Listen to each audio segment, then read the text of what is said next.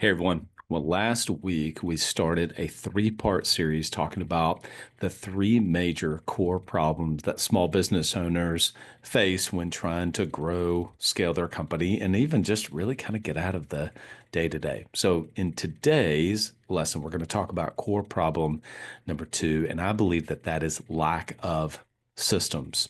Now, last week we first started to talk about lack of clarity, and that is how our ideas are fuzzy about where the business is today. We don't really know our numbers and where ultimately we want to take the company. We call that your business blueprint. And then, let alone having a really detailed, written out plan to take you from where you are to where you want to go. And so, in today, we're going to talk about, I think, the biggest, most common problem that I see, and that is, and certainly this was the case for me, and that is lack of true documented systems and processes. Let me take you back. If you don't know, or maybe you've heard, but I'm going to share briefly my own journey around this. Like I read E-Myth somewhere in 2013, 14, 15, somewhere in there. And I immediately thought, yeah, this is a great idea. This was telling my story. This all makes sense. And like every other good idea at that time, I put it to the side and didn't do anything with it. It was just another book that I read. And so this idea of systems and processes was not new to me. It wasn't a foreign idea. Matter of fact, you go to a conference, you see someone who is paraded up on stage for having an incredible year, growing, scaling their business, achieving all of these different accolades. And there's nothing wrong with that. And oftentimes they would say something to the effect of, you know, I just have really good systems and we just have really good systems and processes. Oh, and by the way, you need to have a good team. But I remember on one occasion in particular, sitting at more of a, I guess would be considered a roundtable meeting. It was a smaller group, 15 to 20 people. And this person was talking about how good they have this process for selling this one particular thing. So I said, hey, man, can I get my hands on that? Could you send that to me? Now, I didn't have the language at the time of thinking that that was an asset to his business. He said, yeah, absolutely, for sure. I don't have my computer with me, but I'll send it to you when I get back to the office. Great. So I'm waiting a few days. Can't wait to get this process in my hands that's going to change everything. And so after a couple of days, I email him, say, hey, thanks again. Appreciate you sharing. Mind if you shoot that over to me? Wait a few more days, ping him again. He's like, hey, yeah, sorry, got behind. Shoots it over to me. It's a one-page document with a handful of bullet points in very, very, very little detail. Now, I'm not saying that a one-pager or that a process or even a system has to be multiple pages in length for it to be good. Not in any way. But I thought to myself, there's got to be more to this. Like this, it feels like there's these systems and processes people talk about, but they're behind this curtain that only a handful of people get access to. You don't really get to see the actual way that we do business. And so, yeah, and this also comes, I talked about this last week. You also hear things like, hey, you got to know your numbers. And I used to think, well, what numbers do I need to know? What are you talking about? I mean, I feel like I know my numbers, but is there some set of numbers that I'm supposed to know? And so when I got that, I thought there's got to be more to this. Well, fast forward in 2015, I burnout, uh, experienced panic attacks, didn't know what it was at the time. But anyway, a few months later, I'm in Toronto and at Strategic Coach. Many of you are familiar with that program, great program uh, by Mr. Dan Sullivan. I know many of you have probably been or been a part of Strategic Coach, maybe even taking in some of their content. Well, we're doing this exercise. I'm actually in the wrong group. I'm supposed to be with the group that I was a part of, but the dates didn't work out. So they allowed me to attend a different session. And it was with a little bit higher, well, maybe not a little bit. It ended up being much higher level people. So came in and sat next to a gentleman, found out later that he had played Major League Baseball for a period of time. And he actually was Canadian and lived in Canada. And he was in an adjacent industry. And so he was, not too far off. And so you start to get this idea of what you think somebody is doing, what size their business is, I guess. So we're doing this exercise, which is the 10x is easier than 2x exercise. So we're doing that, thinking exercise, and he goes first. He says, "Well, last year we made 40 million top line, and I made 5 million personally. So here's what 400 million and 50 million would look like, 10x." And he had written it all down on one piece of paper. And he said, "Well, our company would be here, and then we would do this, and then we would do that." And I was completely floored. Those numbers had just blown me away. And then, of course, he says, "No, you go." And I said, "I'm not about to go. You make more personally per month than, my company does in an entire year." And he he said, "Look, it's just systems and processes." And at that time, I was so frustrated with small business that I kind of smarted off to him in a way, not towards him, but just to that comment. And I said, I'm so tired of hearing people say systems and processes, but nobody ever shows me what it actually looks like. What does that actually mean? And it was like the inner voice finally came out of me. And he said, "Well, at lunch, I'll show you." And so he did. We grabbed lunch and he pulled up his computer and he started to go through and he said, "Well, this is how we do this, and this is how we get leads, and this is how we convert the leads, and this is our system for that. This is how we train people." And he was just flipping through documents. I do remember how, beautifully structured the documents were. I don't remember anything on the documents at all. But it just left such an impression on me that when I came back and I tell people, "Yes, did I get on that plane and pull up Word and start to try to document things?" Sure. But way more was the identity shift inside of myself. Like instead of seeing myself as the doer of all the things, I ultimately saw myself as really the architect of the business. And actually it was finally one of those things where it wasn't a good idea to go actually build systems and processes. I was actually going to go do it.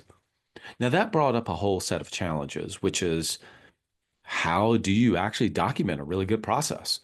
Where do you put it? What file folder digitally? What file folder, what do I put it in 3-ring binders? Do I have it on people's desk? Like, how do I train the team on that? Am I doing this right? I mean, there's all of those questions.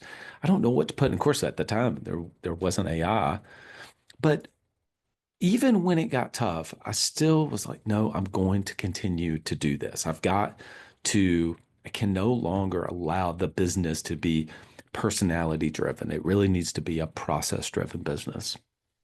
And I started to do work of thinking, well, what is the difference of a system and a process and a playbook and a play and a procedure and all this, vernacular that's out there? And ultimately, the more research I did, the more confused I actually got. I realized that everybody was just using words interchangeably, and I wanted to have words that actually meant something.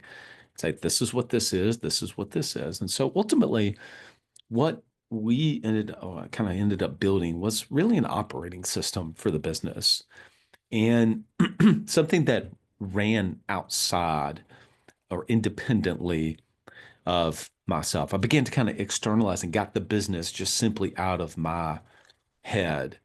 And the more that I did that, more that I began to kind of externalize the intellectual property and the way that we did things, the more commonalities I began to see. I certainly was pulling in so many different directions from books that I was reading.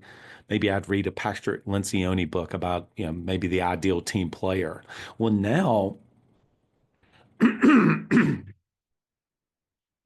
because I had this operating system, I could take some of those ideas and language from a book like Ideal Team Player, and I could begin to pull that asset and I knew where to put it. And that was really key.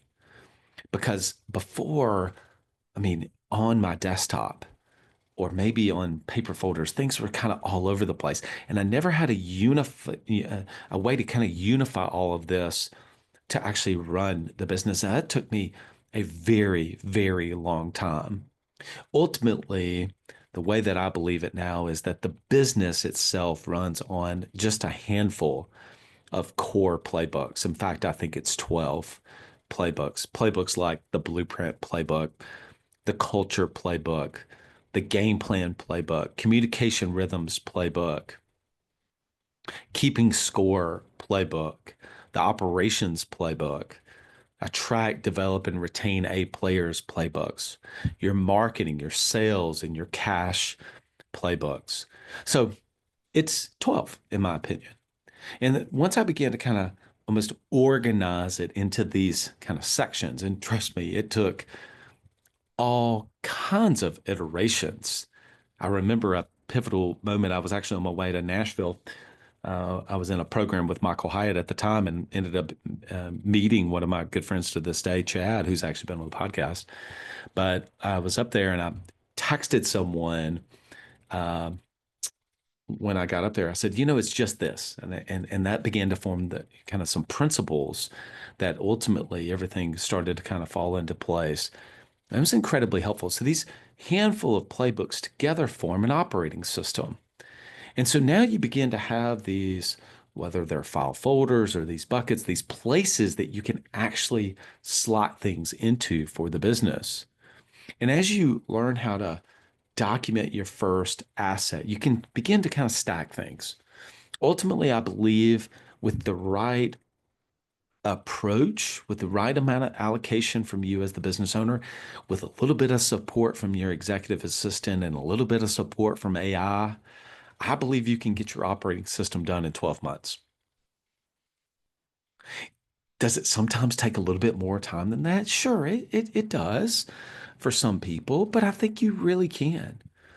And think of though about how different your business will be when you've finally actually externalized all of that intellectual property that you have in your head, and you have places to actually begin to put it, and you have a team headquarters so that your team is not going on scavenger hunts all the time, like looking for documentation. Where is that XYZ thing? Well, we know where that thing is. We can point to it. It's inside this playbook. You can go into this folder in this three-ring binder to be able to find it. And it just creates so much clarity, but also so much calm for the business that you actually, as a business owner, feel like you're on top of things. You're not running around like a chicken with your head cut off all the time. Yeah, you're ambitious and you're driven, but that can come at a cost if you're just winging it all the time. And I think we know intuitively that if we just wing it, that, we're kind of building the business really on maybe a deck of cards as opposed to, we're building it on the sand as opposed to, really building it with a solid foundation.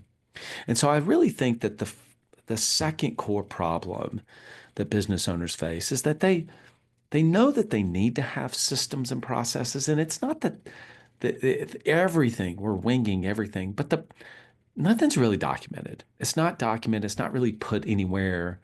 There's not institutional knowledge, shared knowledge within the team of how to do things. It all sits on your desktop, an individual team member's desktop. It sits on their drive. They have the thing. Well, what happens if they leave? And if they don't have it, they all have it in their head. They know how to do it. And so if they leave, well, so does all of that knowledge. In fact, I'll leave you this about no, maybe a year or so. Once I got back from strategic coach and started to really lean into this systems and processes thing. I had hired my first EA, and I've talked about on here hiring my first EA before, but I hired the EA and we started to get a really nice process in place for this one particular thing. And it was working great and it was making money. And she got an incredible offer. She left about 11 months later. And I remember as she walked out the door, I thought to myself, wow, there goes all of that knowledge, all the things that I'd poured into her. And the business, ultimately, it was a people dependent business. And look, you need to have people on your team. You want to have great A players for sure. There's a big difference between having a people dependent business and a process driven business. So I hope this helps you. I think that the way to solve the problem of lack of systems and processes, you gotta learn how to be able to externalize it. That's obviously what we do. We share with people how, by becoming the architect of the business, how to run the business on a blueprint operating system. And it's a core part of the program that we have at Blueprint OS is to teach people literally how to do that. But we give them access to our tools, our templates, our playbook templates so that you're not starting from just a cold start. You actually have, a lot of templates, but also you have the community that's pouring into you and the encouragement to be able to get your operating system built. So I hope this has served you today. Next week, we will talk about core problem number 3. We'll go from there. All right, everyone. Thanks so much. Till next time, lead well and go be great.